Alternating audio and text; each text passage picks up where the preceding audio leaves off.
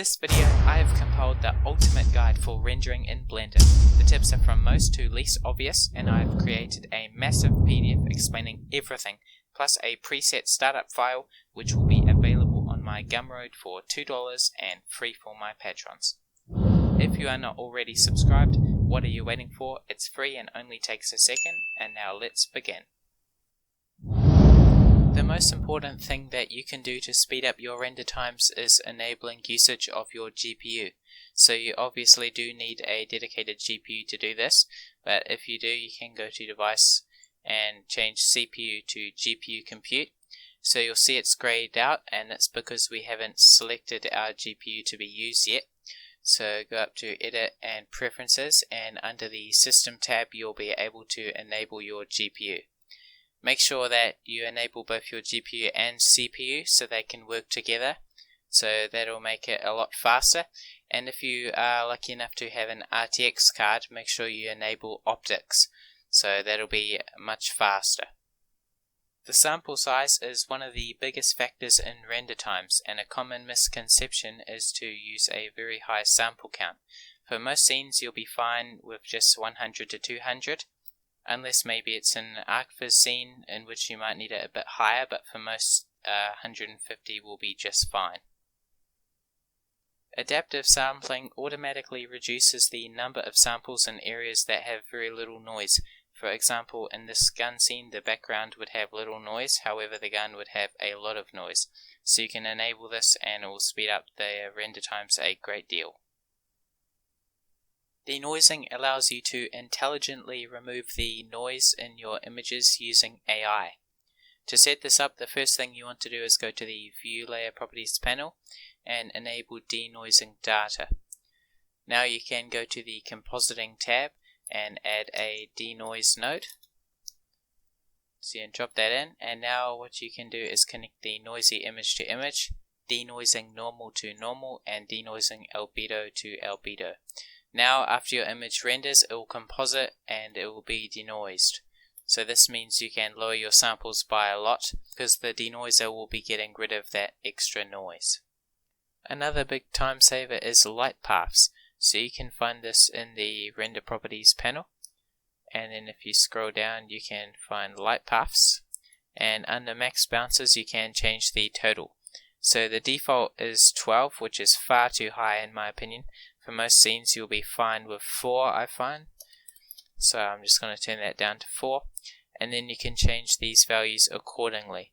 For example, if you have no volume you can leave it at 0. If you have some you might want to change it to 1 or 2. And if you have a lot of transparent objects you can turn this up, etc. Branched path tracing allows you to target noisy areas in your image by specifying which of your image components to focus on rendering. You can enable it in the Render Properties panel under Sampling and Subsamples. You can then specify how many samples different components should have. When rendering, it is beneficial that you have the most optimal tile size. So if you have a GPU, you'll want to use a higher tile size, or if you're using your CPU or your CPU and GPU together, you'll want a lower tile size. What I recommend is that you go and enable the auto tile size add-on. You can then turn it on and it will automatically calculate the best tile size for your machine. Almost every single update of Blender increases render times by a bit, so if you are using an older version of Blender, especially if it's 2.79 or below, you will find game-changing performance increases as a result of updating, not to mention all of the extra features you will get. Another technique that you can make use of is using area portals. So when you have area lights you can enable the portal option. And what this will do is tell cycles where the light is actually coming in. So this is great for scenes like interiors, and it allows you to decrease the sample size. This will in turn of course make your renders a lot faster. Clamping is a method of reducing fireflies, in other words very bright pixels that need very many samples to remove.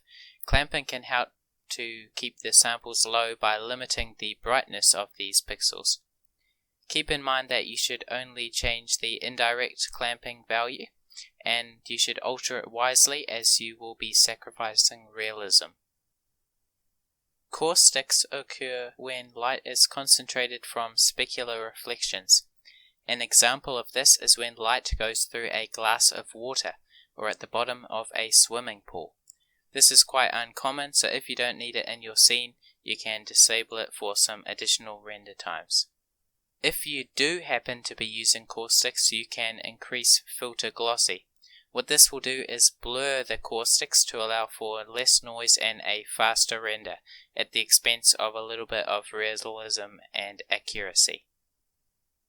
When you use nodes to break up volume, you'll find that a lot of the time your render times will skyrocket. To help combat this, you can increase the step rate. So what this does is it will render much faster at the cost of a little bit of detail. Personally, I find it's not even noticeable, so I like to just crank it up, but you can change the values to whatever you like. You can also limit the amount of steps, so this is good to prevent very long render times. Hdri quality can play a big part in your render times, and it's a common misconception that you need a really high resolution. When you're using it just for lighting, 4K should be plenty enough. The only time you should think about using a higher quality is if you have reflections showing in your objects, or the actual HDRI itself will be showing in the scene. What you do need to worry about is whether it has a high dynamic range, so I recommend using HDRI Haven for free HDRIs, and I find the overcast ones tend to give the best results. When using HDRIs, you can change the world map resolution.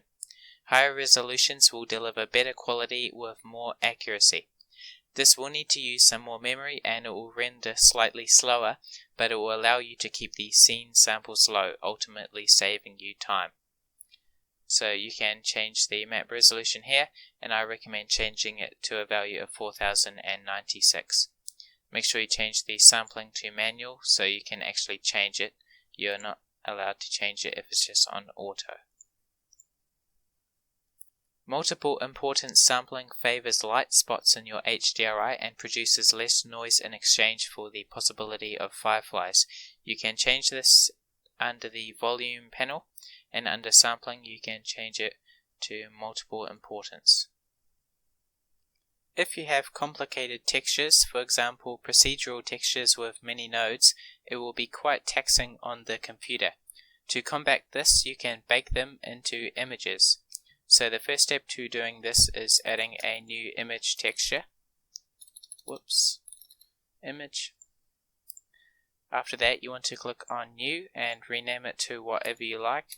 I'm just going to call it bake, and you don't have to change any of the other settings. So click OK. Now with both the node and your object selected, you want to go to the bake panel. And now what you want to do is change the bake type from combined to diffuse. Now under influence, you can disable the direct and indirect contributions, as we're not baking light, we're only baking the color. So now you can hit bake. Once you have finished baking, the now baked image texture can be substituted for the node setup.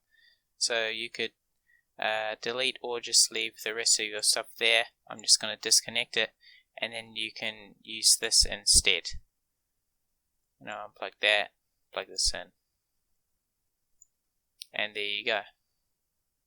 Make sure you save your image, so it doesn't matter whether you save it in, say, the UV editor, your image save as, or I like to close Blender and you can just save it there without doing anything extra.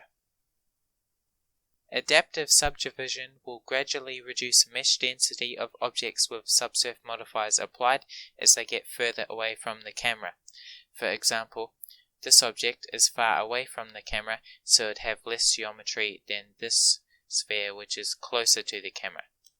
To set this up, you have to change the feature set from supported to experimental. You can then go to any object with a subsurf modifier on it, and you'll see the option to enable Adaptive Subdivision. You can then change the dicing scale to your liking. You can render elements of your scene separately by using view layers. This means if there is one part of your scene, like a background, that is not changing through your renders, you can just render it once as its own view layer and re-render just the parts that are changing. You can also edit specific view layers in the compositor. This works by putting different objects within separate collections. So here you can see I have separated the cube sphere and icosphere all into different collections. From there you want to create a new view layer, so you can come up to the top right and hit this button, hit new, and then you can rename it. So I'm going to name this one square. So now what you want to do is make sure you're in that view layer and you want to disable all of the collections that you don't want to show up. So I'm going to hide the sphere and the icosphere, and now what I'm going to do is right click on them and go to view layer, disable from view layer. So you have to do that for all of the different collections that you do not want to show up, and there you go. So now you would just repeat that for all the other view layers. When you duplicate objects, Blender treats them as entirely different objects, which means it keeps all sorts of data like the textures and all sorts of other stuff specifically for each object.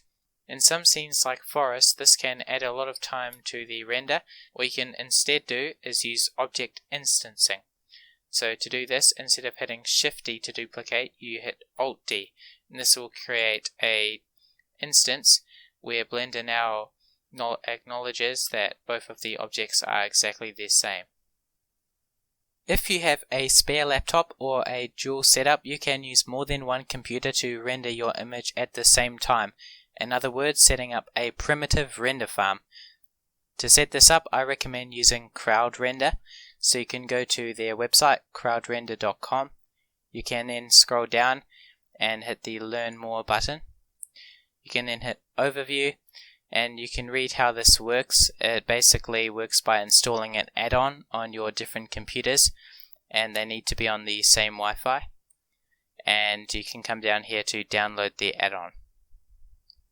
On a Windows computer, you can set the priority of different programs, allowing for more or less resources to be dedicated to them.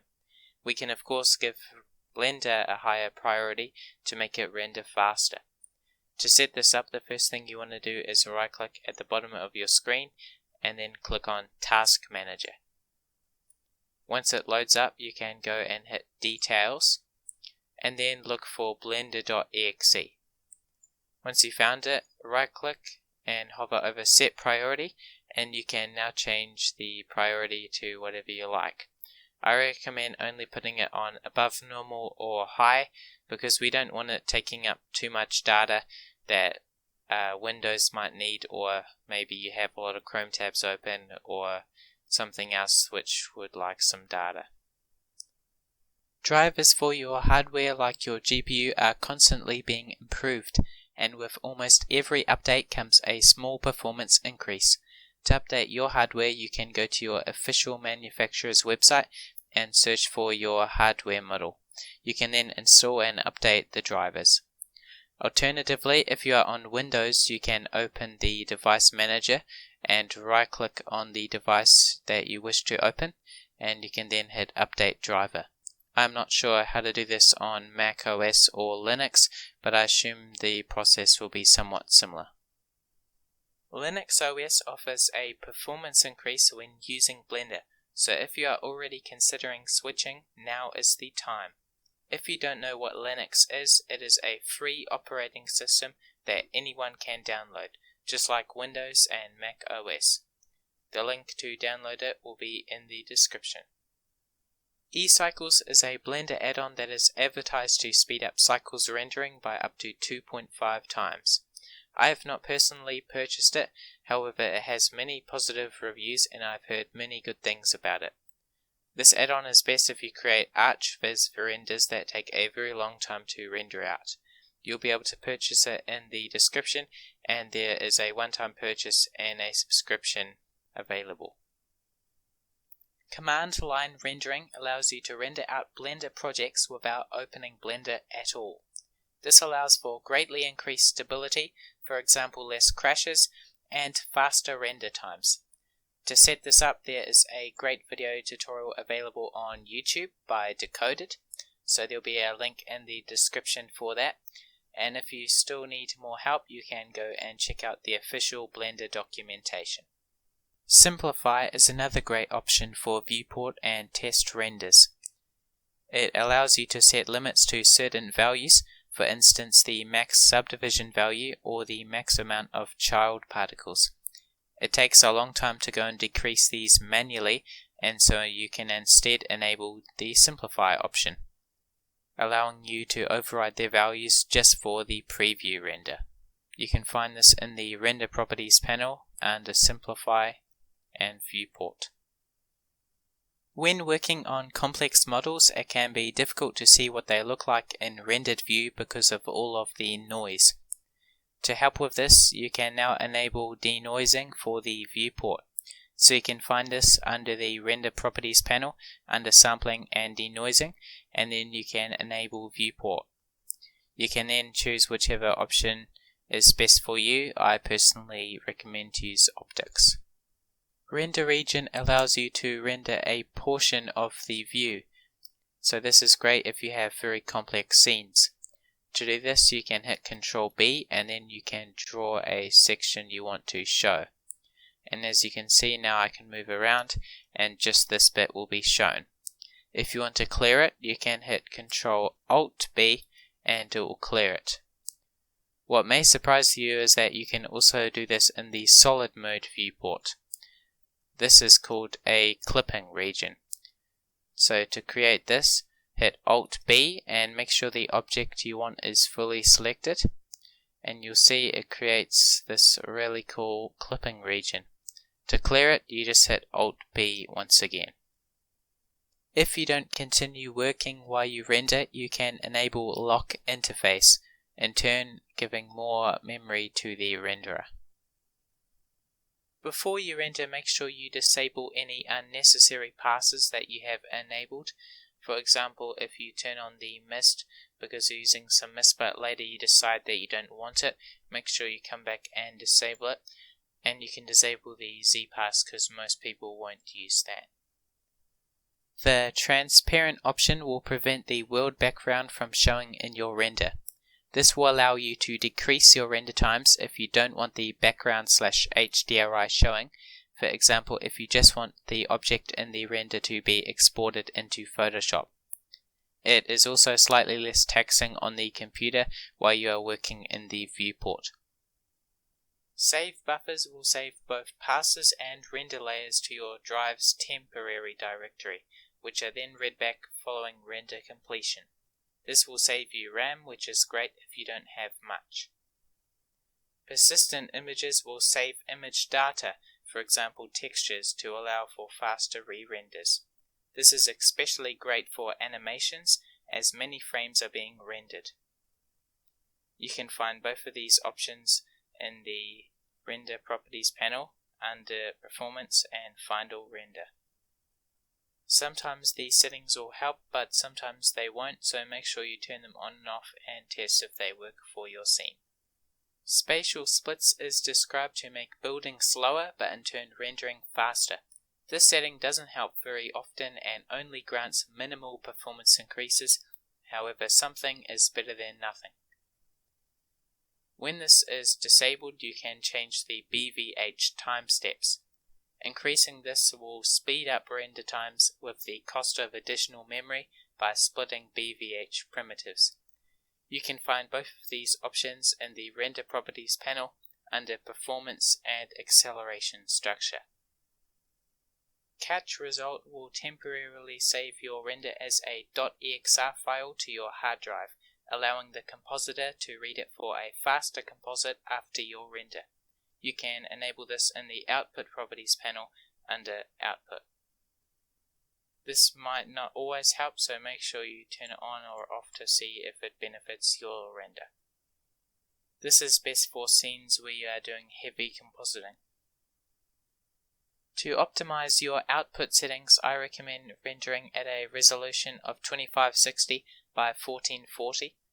This will make your image a bit higher quality without going too overboard. I recommend using the Tiff file format, and this is because Tiff files preserve more image data and help prevent color banding, so when exporting to Photoshop it is a much better option than a JPG or a PNG. I normally set the color to RGBA and the color depth to 16, and I set the compression to none. One thing that not many people know is under metadata you can scroll down and include a note to burn into the image, so you can put your name or whatever you like there really. Chances are, if you have seen a lot of other people's artwork, you'll have come across this effect on lights where it has this sort of mist around it, almost like a glow. This effect is called bloom. So you can set it up in Blender in two ways. So if you're using the Eevee render engine, it's a simple checkbox, so you just enable it and it will work automatically. And you can change the settings here depending on what you want it to look like. For cycles, it is done in the compositor, so you have to come up to the compositing tab. Then you can hit Shift A to add a node, and you want to add a glare node. You can then drop that in, and the key setting is to change it from streaks to fog glow. Now when you render it out, it'll composite and add the bloom on top of your render. It can be a pain setting all of these settings every time you open Blender, so what you can instead do is create a custom startup file. So to do this, you want to have your file open with all the changes you want to save, and then you want to go up to the File panel, go down to Defaults, and hit Save Startup File. So that way, whenever you open Blender, it will open with that file you chose. If you for any reason want to set it back to the default, you can go and hit Load Factory Settings. Thanks for watching everyone. I hope you learned something useful, and I put a ton of effort into this video, so if you liked it, a sub would make my day. A reminder that if you would like to support me, the link to the PDF and startup file is in the description, and if you would like to hang out, my Discord server link is also down there too. Once again, thanks for watching, and I will see you in the next video.